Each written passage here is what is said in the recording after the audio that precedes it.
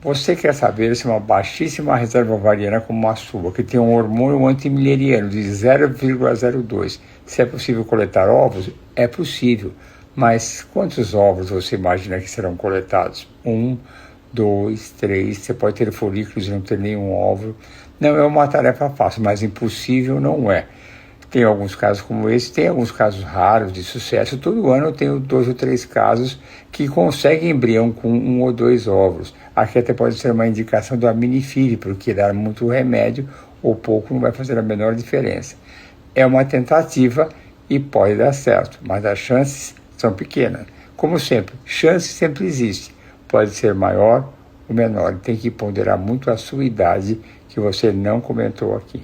Eu vou colocar aqui algumas estratégias que eu uso para mulheres que têm uma baixa reserva ovariana. Uso o protocolo com GH, o GH longo que eu começo antes, muitas vezes a testosterona, o DHEA, faço o reflux, que é uma técnica de fazer alguns furinhos no ovário para melhorar a resposta ovariana. Tem uma infinidade de alternativas que podem aumentar a resposta quando pacientes têm uma baixa reserva ovariana. E eu ponho aqui mais um detalhe e repetindo aqui.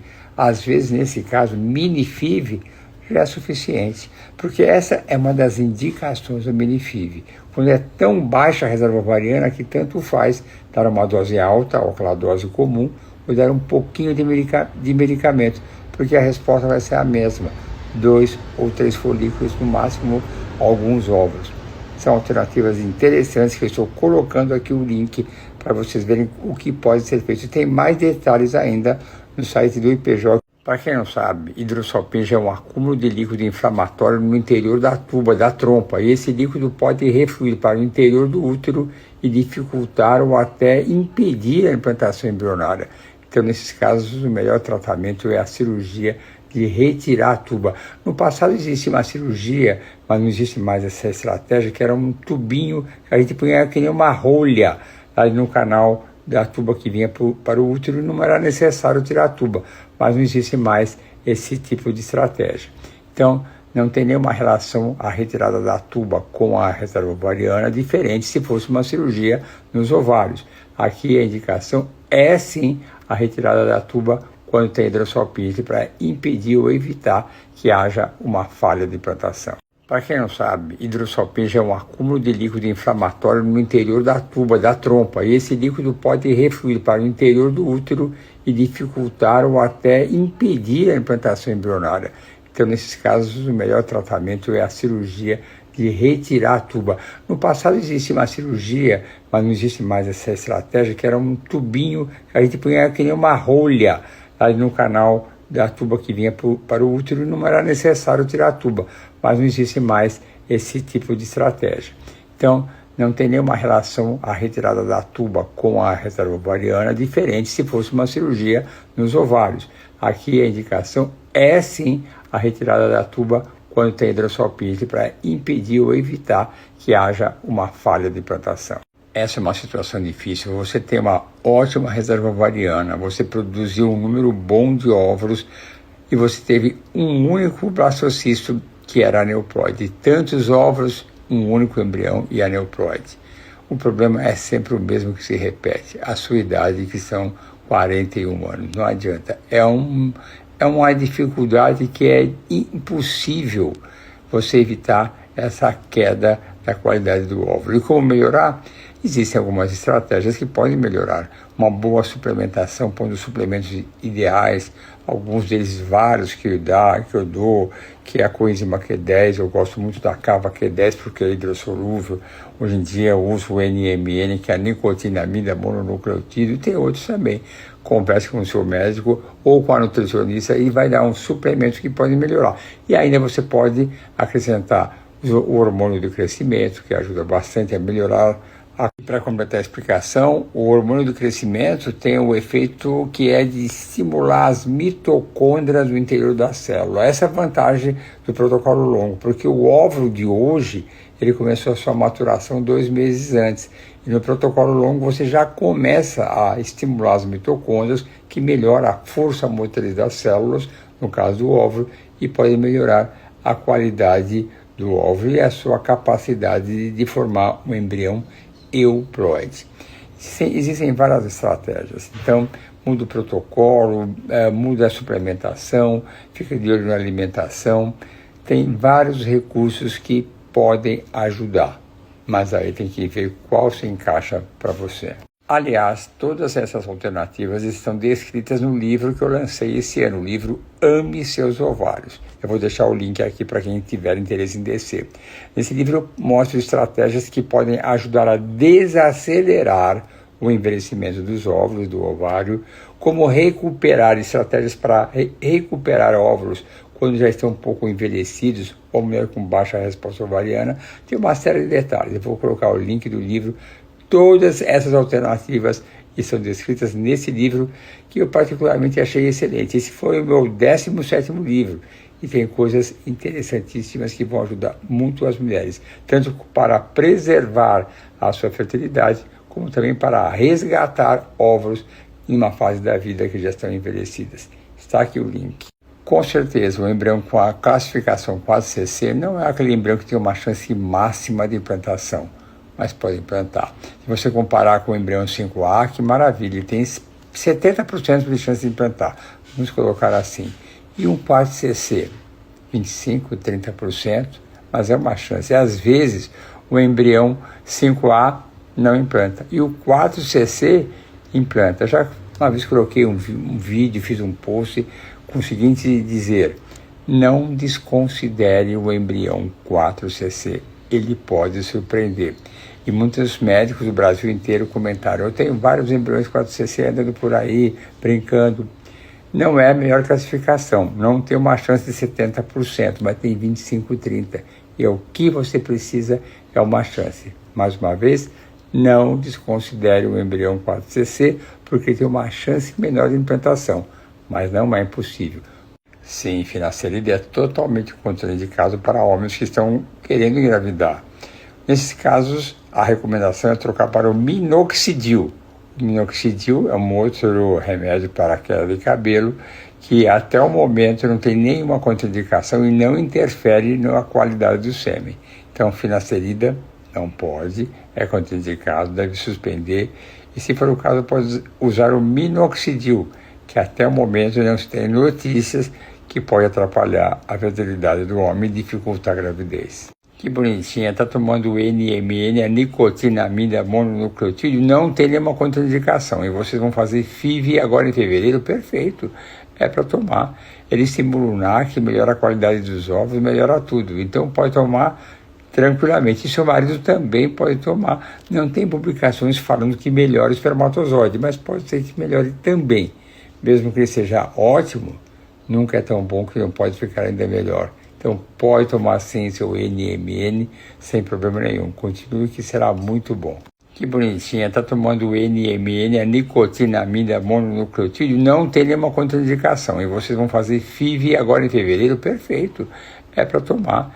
Ele estimula o NAC, melhora a qualidade dos ovos, melhora tudo. Então pode tomar tranquilamente. E seu marido também pode tomar. Não tem publicações falando que melhora o espermatozoide, mas pode ser que melhore também.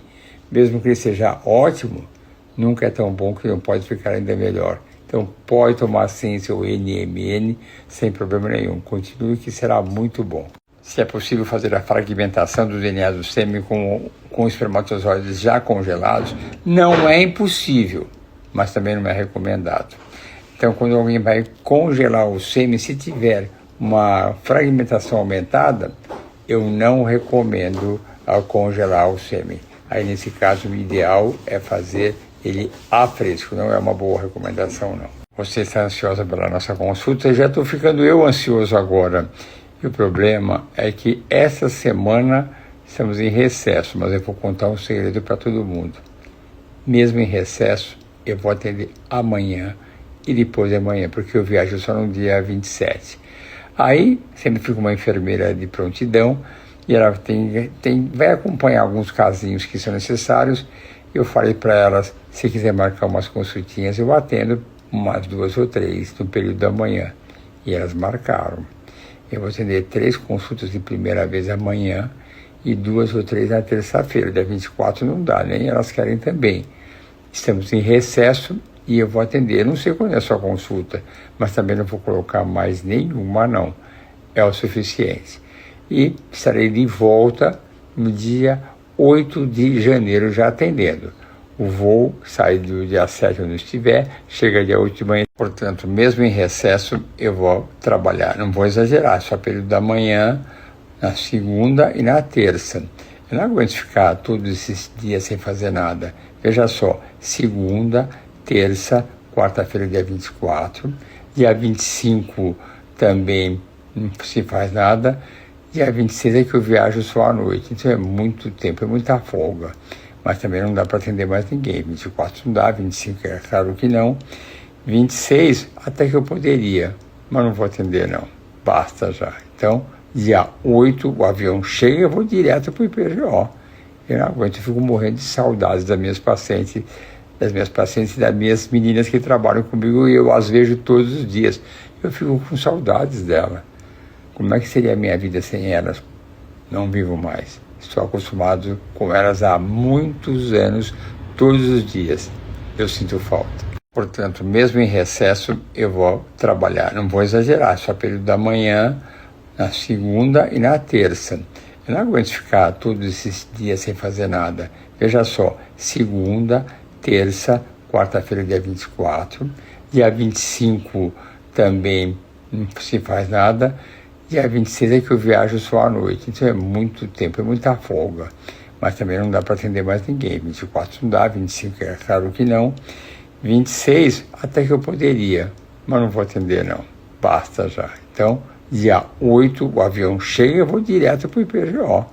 Eu não aguento, eu fico morrendo de saudades das minhas pacientes e das minhas meninas que trabalham comigo e eu as vejo todos os dias. Eu fico com saudades dela. Como é que seria a minha vida sem elas?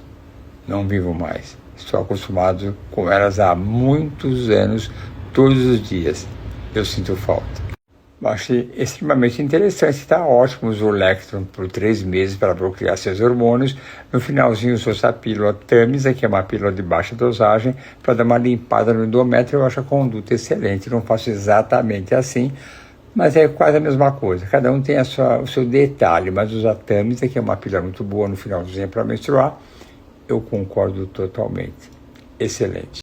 A doença de Hashimoto interfere na fertilidade porque ela ataca a tireoide, que é uma glândula importantíssima para o equilíbrio hormonal de todo o organismo. Sempre, em qualquer situação da vida, a tireoide é aquela glândula que tem o comando de todas as outras glândulas.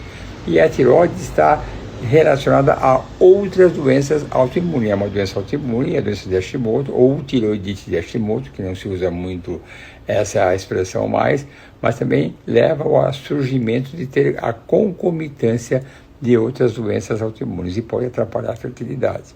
Então tem que ser muito bem controlado, ver o nível de anticorpos que a gente consegue abaixar em algumas situações. Se o TSH estiver alterado, tem que tratar, mas às vezes tem doença de Hashimoto e o TSH está normal e tem que tratar também.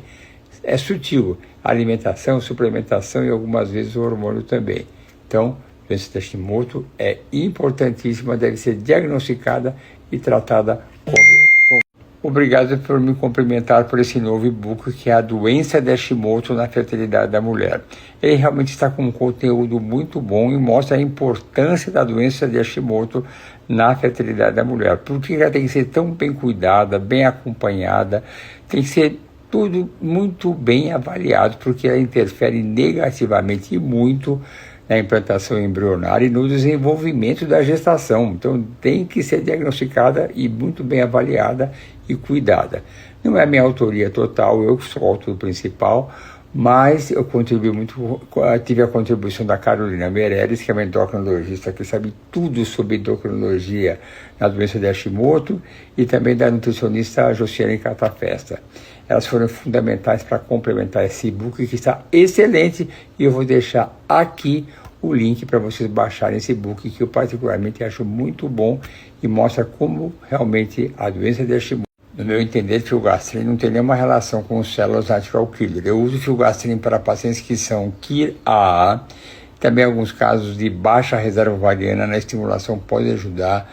Quando o endométrio também é fino, eu posso também indicar filgastrin, mas sua relação com células natural killer Não conheço nada.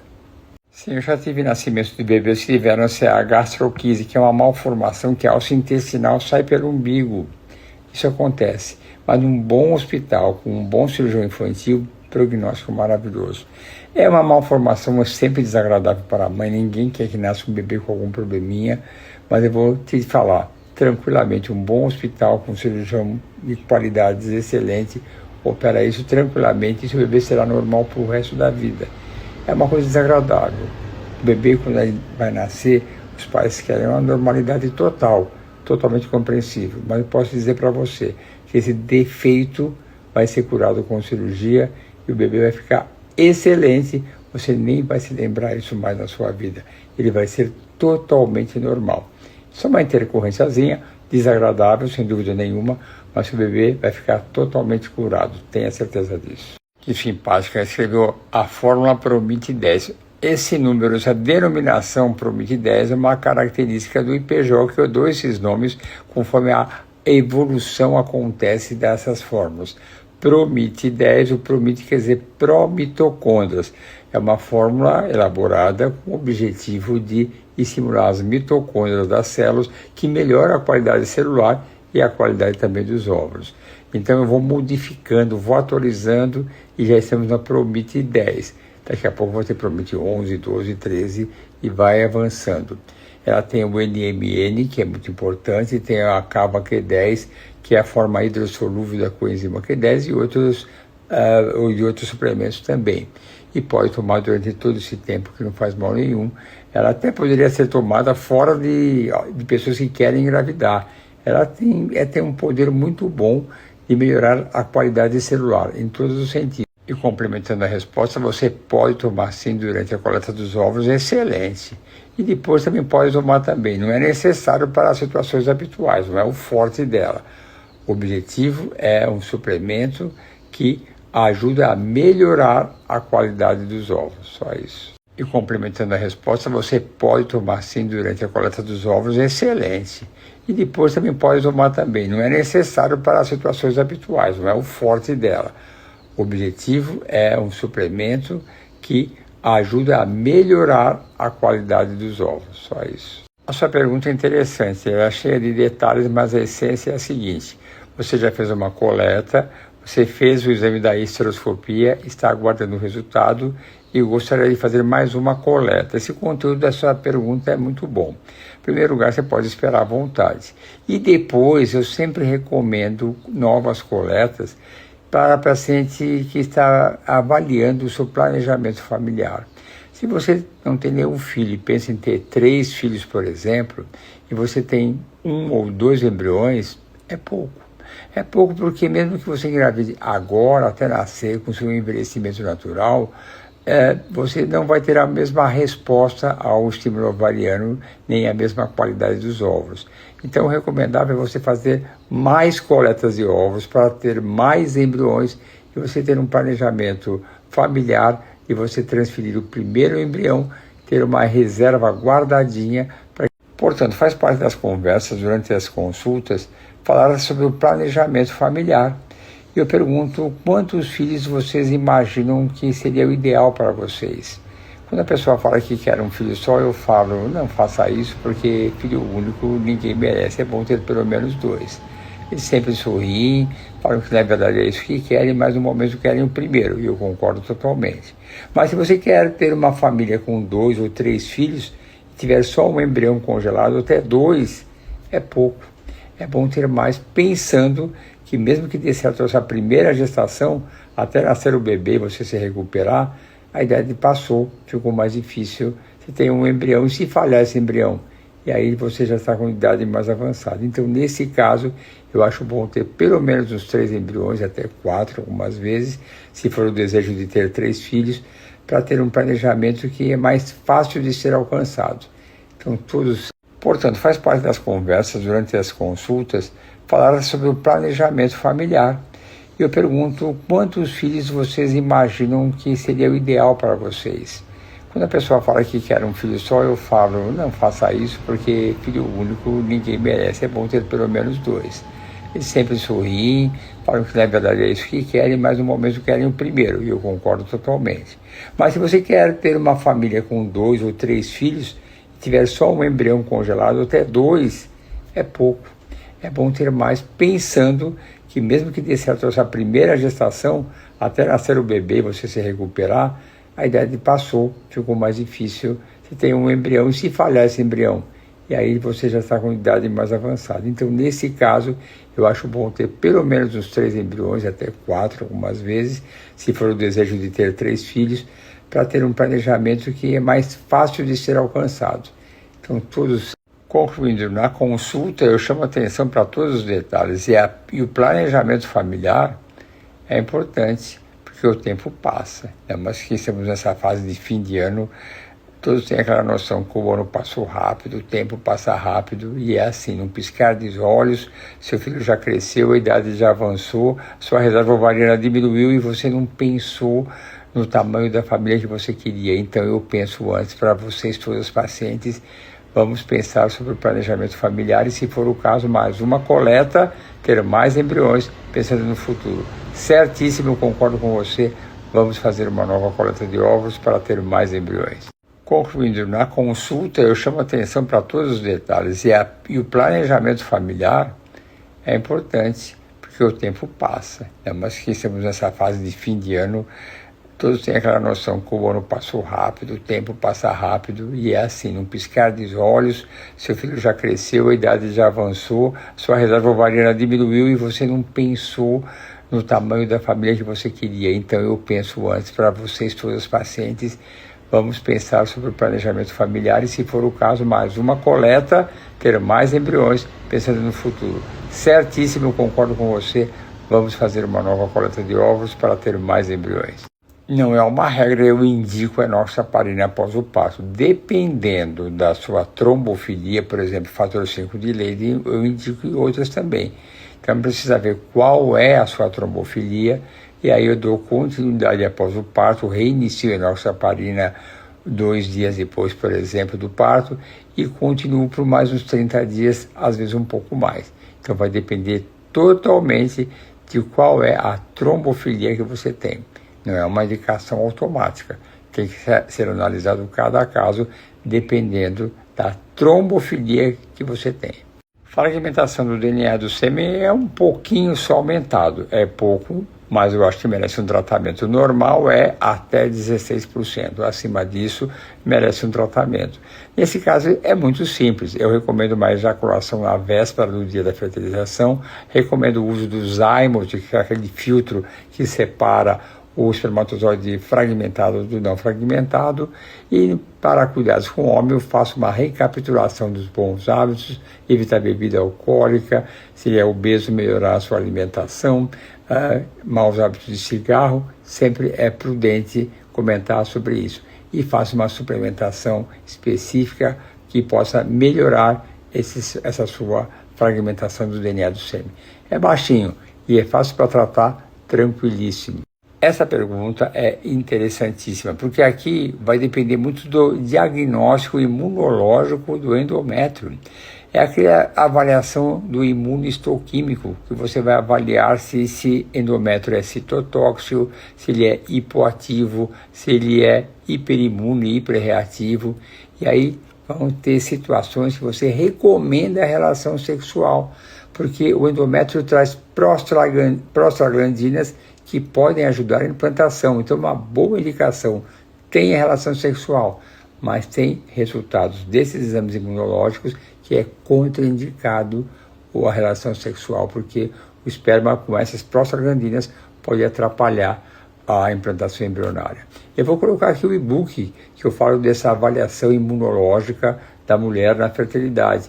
E essa avaliação imunológica do endométrio vai concluir quando é recomendado a relação sexual. Portanto, se na pesquisa imunológica do endométrio, quando se faz o estudo imunistoquímico, vem um endométrio com baixa atividade, aí é recomendado ter relações sexuais sem preservativo. É uma recomendação, por causa das prostaglandinas que vão aumentar a reatividade do endométrio e vai torná-lo mais receptivo. Mas se for o contrário, o diagnóstico vier como um endométrio hiperreativo, uma alta atividade, aí é contraindicada a relação sexual. Para vocês verem que não é a mesma coisa sempre. E por isso vem a importância do estudo imunológico do endométrio e outros também que eu já comentei. O Kiri, as citocinas, podem ajudar muito a aumentar a chance de implantação embrionária. Vou colocar aqui mais uma vez o link do e-book, que está também no site com esse link, para ver todos os tratamentos e a pesquisa imunológica da fertilidade na mulher, que pode aumentar as chances de sucesso nos tratamentos. Não agradeça isso, porque fazer um acompanhamento com excelência e com humanidade é normal. Todo médico deve fazer isso. Isso não é algo que seja espetacular.